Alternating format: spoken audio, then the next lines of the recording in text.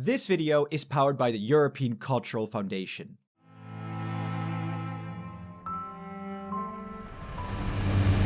Europe, total chaos.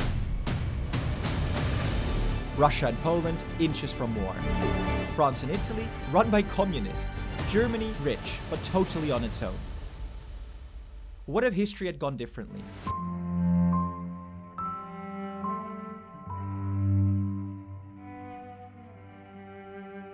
Let's rewind to the year that everything could have fallen apart. This was when 6 European countries came together to create the European Coal and Steel Community, a pact designed to make future wars between them not just unthinkable, but impossible, by binding their economies together. But in our alternate timeline, that never happens. The very idea of building something like the EU, a supranational institution that limits national sovereignty in the name of peace, was unprecedented in world history. The more likely outcome after World War II? The same as always, a Europe divided by national pride and competing interests. So in our alternate timeline, let's see how things could have played out without the creation of the EU. It's May 1950. Europe is still reeling from the devastation of war. Cities are rebuilding, economies are fragile, and memories of occupation are still fresh. Across the continent, hope and fear are locked in a delicate balance. But in France, politicians whisper of a bold new idea, the Schuman plan, a radical proposal to link the coal and steel industries of France and Western Germany under a shared European authority. It's meant to secure peace, rebuild trust, and lay the groundwork for something entirely new. But in our alternate timeline, the plan leaks early, before the public is ready, and instead of cautious optimism, it sparks outrage. Nationalists and communist factions seize the very moment, warning of lost sovereignty and foreign control. The public feels blindsided, betrayed, and very angry.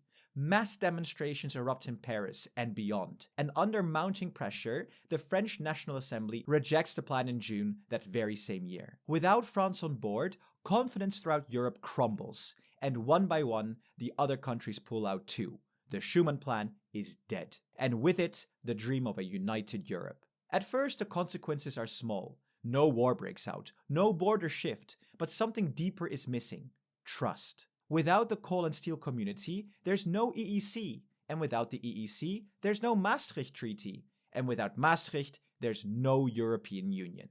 Through the 1960s, Europe's economies grow, but not together. There's no common market, no movement. Each country praises tariffs, protects its own industries, and guards its sovereignty. The biggest problem: France and West Germany both want to lead, but neither trusts the other, and without the EU binding them together, their rivalry grows stronger. In Paris, President Charles de Gaulle turns to what France knows best: diplomacy, defense, and national pride. He champions France's independent nuclear force and demands a France that can act on its own terms. Just like in real history, he withdraws from NATO's integrated military command. But in our timeline, he doubles down on France's colonial influence, especially in Algeria, Tunisia, and all of Western Africa. This causes independence wars across the continent, costing France dearly. But in foreign policy, France desperately wants to position itself as a third pole, between the superpowers, not American, not Soviet, but proudly French. Something very challenging for a small country like France. And there's a cost. Without access to the common European market, France shields its industries with tariffs and subsidies. And that buys time, but not growth. By the late 1960s, economic stagnation sets in. Youth unemployment rises, inflation bites, and the empire contracts. And the grandeur de Gaulle begins to feel increasingly out of step with reality. At the same time, in Bonn, Germany, Chancellor Konrad Adenauer and later Ludwig Erhard take a completely different path. Politically cautious, but economically assertive, West Germany rebuilds through industrial power and export-led growth. Without EU obligations, West Germany forges its own web of trade agreements, especially across Western and Central Europe. Austria, the Netherlands, Belgium, and Denmark are drawn into its industrial orbit. German factories churn out cars, chemicals, and machine tools. And by the late 1960s, under Chancellor Kurt Georg Kiesinger, West Germany isn't just Europe's largest economy, it's quietly shaping the continent's supply chains. And while Germany is booming, France starts hitting a breaking point. May 1968. Protests erupt across the country. Students, workers, intellectuals, the unemployed. De Gaulle, under mounting pressure, finally calls snap elections, hoping for a clear mandate. And these protests really happened. But in our alternate timeline, the outcome is far worse, as there's no economic cushion from European integration. Living standards are simply lower, and public frustration runs deeper. And instead of a conservative victory, the result is a hung parliament. Communist and Soviet-aligned parties surge, and the center collapses. And by 1970, de Gaulle resigns, with France entering a decade of instability. Then, in 1973, things get even worse. The oil crisis hits. Prices skyrocket, inflation soars, and growth collapses all across Europe. And with no common market, no energy strategy, and no coordination, the shock is devastating. France's fragile government crumbles once again, and this time the communists win a clear majority. Italy soon follows. The historic compromise between the communists and Christian Democrats, proposed to stabilize the country, never materializes. The crisis deepens, and Italy too elects a communist government outright. Two major Western European countries now fall into the Soviet orbit. The Iron Curtain doesn't just shadow the East anymore, it now moves west. Then in 1989, something remarkable happens. The Berlin Wall falls, which, just like in our timeline, still happens. The Soviet bloc begins to unravel across Eastern Europe. Newly freed nations look west. Germany reunifies, and other Eastern countries hope for democracy, investment, and security. But they don't get it. Europe is split. France and Italy, now under communist governments, remain silent. The UK, as has become the norm since the Second World War, defers to Washington. And Germany, still powerful economically, but cautious and inward-looking, unwilling to lead politically, and untrusted by many of its neighbors. The result? NATO does not expand eastward.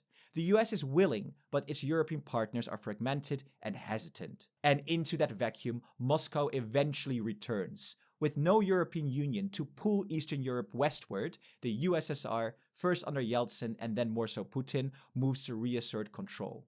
It offers energy deals, military protection, and political support to vulnerable post-communist governments. Eventually, Belarus, Ukraine, Moldova, Bulgaria, Romania, and Serbia fall back into Moscow's orbit. Others, like Poland and the Baltics, resist, but without support, their democratic hopes are shattered and short-lived. Meanwhile, Germany's influence also grows rapidly, as it signs major trade deals with Czechia, Slovakia, and Hungary, drawing them further into its sphere of influence. And then, by 2020, the continent has settled into three major power zones. A Russian bloc, extending deep into Eastern and Central Europe. A German-led economic zone, wealthy but cautious, focused on trade, not political strategy. And a US-aligned group, the UK, Ireland, and the Nordics, military secure but politically dependent on Washington. And then there's France and Southern Europe, fragmented, unstable, and unpredictable. They drift from one influence to another, chasing short-term interests. One day it's Russia, the next day it's America or Berlin. And worst of all, a new Cold War is brewing, not between two superpowers, but between rival blocs in Europe, due to diverging interests, and a continent that simply never came together. Okay, let's rewind. That might have gotten a little bit out of hand. It was a lot of fun to write though. And yes, some of this may have sounded exaggerated or far-fetched, because predicting 50 years of history from a single turning point is of course super speculative, especially in a short video like this. But we do believe that some of it could have happened if it wasn't for the EU. Economic recovery definitely would have slowed, and extremist movements always gain ground in times of crisis. And Eastern Europe might never have seen the post-Soviet recovery it did. And an aggressive Russia, filling the gaps left by a divided Europe? Well, that part almost writes itself. So, let's shift to what could have been, to what actually happened. In 1950, instead of collapsing under division, Europe made a different choice.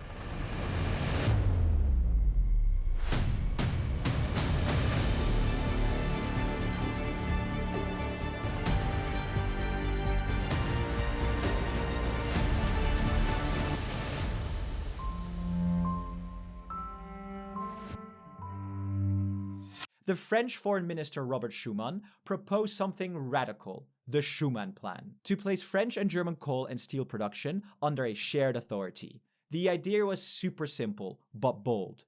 If you make war materially impossible, you make peace politically inevitable. The plan succeeded. In 1951, the European Coal and Steel Community was born. In 1957, it became the European Economic Community, laying the foundations for shared trade, free movement, and common laws. And in 1992, the Maastricht Treaty officially created the European Union, a union of countries bound not just by treaties, but by shared values: democracy, human rights, the rule of law, and peace. We often talk about geopolitics in numbers, economies, militaries, trade flows, regulations. But at its very core, it's about people. The people who live in Europe, us, and our sense of belonging to a city, a nation, and increasingly to a shared European idea, allowing us to be this instead of this. Honestly, the fact that we live in a world where a united Europe even exists, that's kind of a miracle. We, a united Europe,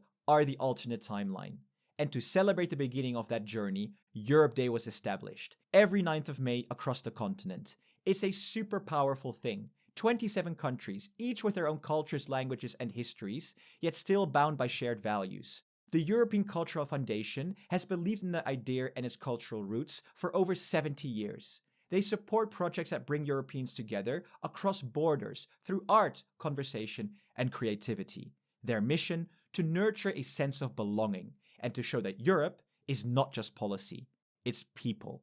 And the European Cultural Foundation has put together a list of events happening near you this Europe Day. Follow the link in the description to find out how you can participate and celebrate the European spirit. And there are also events after Europe Day. Want to highlight? Let's Work to Improve the Internet, happening Saturday, 14th of June in Amsterdam. At this hands-on event, you'll explore how to become less dependent on big tech and how to reclaim the internet for all of us. So make sure you check them out. Link in the description below. Thank you so much for watching. And to support us further, consider joining us on Patreon and vote on video ideas every week. Thank you so much to our presidents, Jan, Sjoukje, Christian, Peter, HGVD, BJ, Unite Europe, and Mr. Probot.